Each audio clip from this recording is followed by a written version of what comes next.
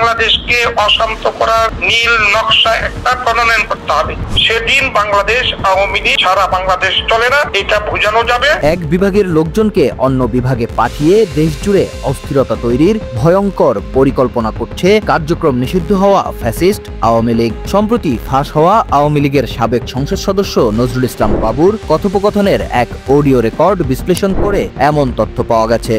ওই নীল নকশা চট্টগ্রামে বাস্তবায়ন করতে হবে, চট্টগ্রামের মানুষ খুলনায় বাস্তবায়ন করতে হবে। দেশের রাজনৈতিক পরিস্থিতি অস্থিতিশীল করার চেষ্টার পরিকল্পনার পাশাপাশি ওই অডিও রেকর্ডে নজরুল ইসলাম বাবুকে বলতে শোনা যায়, আমি যেখানেই থাকি না কেন তিনি যদি 1000 লোক জড়ো করতে পারে তাহলে আমি সেখানে হাজির হব। সকালবেলার দর্শকদের জন্য পুরো অডিও রেকর্ডটা এখানে তুলে ধরা হলো।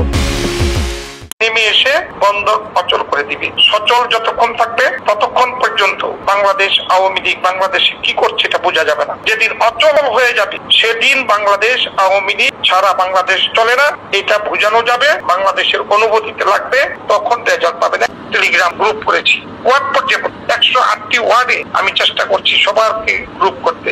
সেই কর্মসূচিকে কেন্দ্র করে বাংলাদেশকে অশান্ত করার নীল নকশা একটা প্রণয়ন করতে হবে।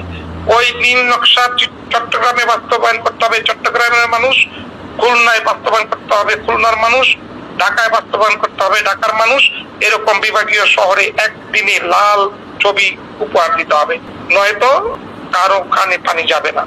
আমি কোথায় আছি, কিভাবে আছি, কেমনে আসবো এটা না।